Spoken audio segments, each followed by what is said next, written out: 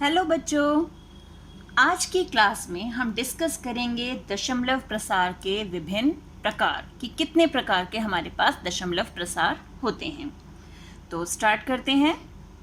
तो हम सबसे पहले कुछ संख्याओं के दशमलव प्रसार देखते हैं कि उन्हें भाग करने पे हमें क्या प्रसार मिलता है। फॉर एग्जाम्पल हम ले लेते हैं 7/8। 7/8 का मतलब कि हमें 7 को 8 से भाग करना है। तो हम भाग करते हैं। ये रहा हमारा 7 और ये रहा 8। 7 पे नहीं जाएगा, 0 दशमलव लगाया, इसे 0 मिल गया। अब कितने पे जाएगा ये? 8 अट्ठे 64। तो हमें माइनस करके कितना मिल गया यहाँ पर? हमें यहाँ मिला 6। फिर हमने एक 0 उतार लिया, बन गया 60। अब कितने पे जाएगा? 8 सत्ते 56। फिर माइनस किया, यहाँ मिला हमें 4। 0 लिया, 0 उतारा, यहाँ पर आ गया 40। 8 पंजे 40। तो यहाँ हमारे पास शेष क्या आ गया? 0। तो इसका दशमलव प्रसार है 0.875। अब एक और नंबर लेते हैं हम 10/3। यानी क्या करना है हमें? 10 को 3 से भाग करना है। तो 3 तिया 9, एक बचा, दशमलव लगाया, 0 उतारा, 3 तिया 9, फिर एक बचा, 0 उतारा, 3 तिया 9। अरे ये बार बार एक ही क्यों आ रहा है? एक बार फिर करके देख लेते हैं। 0 उतार लिया, 3 तिया 9, अरे फिर एक आ गया। यानी ये तो ख़त्म ही नहीं हो रहा। तो यहाँ पर यानी हमारा 3 3 3 बार बार रिपीट हो रहा है। तो इसका तो कोई अंत हो ही नहीं रहा। एक और उदाहरण देखते हैं। अब हम ले लेते हैं 1/7। यानी हमें 1 को 7 से भाग करना है। अब 1 तो जाएगा नहीं, 0 दशमलव लगाया, 0 दिया, 7 एकम 7, 3 बचा। अब हमने 0 फिर दे दिया इसे एक और। अब कितने पे जाएगा ये? 7 चौक 28, 2 बचे।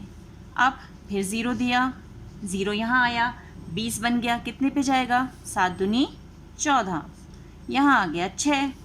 फिर एक 0 दिया, यहाँ 0 उतार लिया। अब कितने पे जाएगा? 7 अट्ठे 56, यहाँ बचा 4। ये भी नहीं ख़त्म हो रहा, अब 0 फिर देना पड़ेगा। तो अब यहाँ इन तीनों उदाहरणों को देखकर हम दशमलव प्रसार के प्रकार समझ सकते हैं। एक केस था जिसमें हमारे पास शेष 0 आ गया, यानी हमारा दशमलव का प्रसार जो था वो एक निश्चित अंकों के बाद ख़त्म हो गया। यहाँ हमें शेष 0 मिल गया। इस केस में और इस केस में हमें शेष 0 मिल ही नहीं रहा।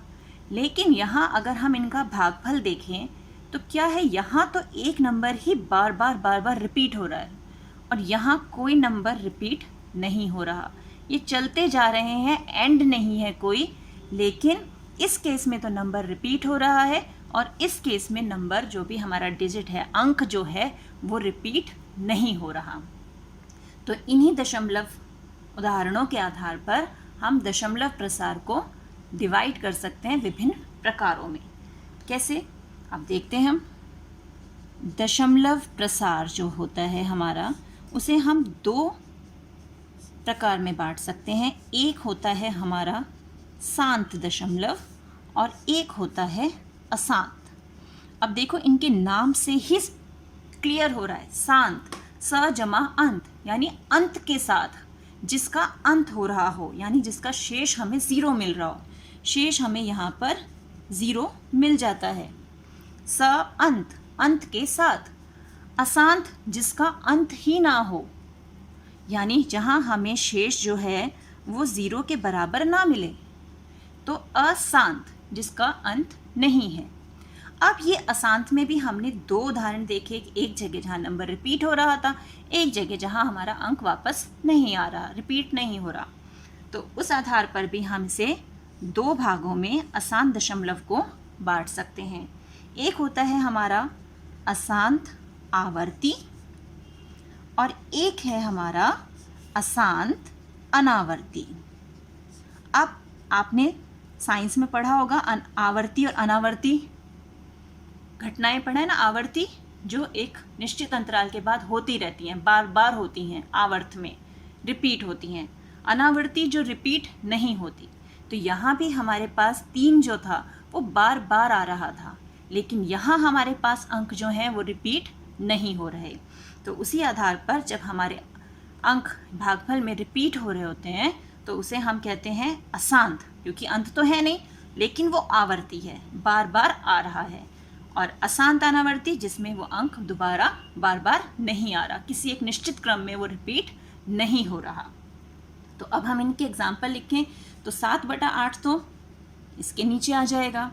अशांत आवर्ती में हमें 10/3 मिल गया और अशांत अनावर्ती में हमारे पास आ गया 1/7।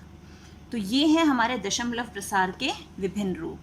और एक चीज़ बताऊं, ये जो हमारा 3.3333 बार बार रिपीट हो रहा है ना, इसको हम किस रूप में लिखते हैं? इसको हम लिखते हैं 3.3 बार। इस पे बार का साइन लगाते हैं।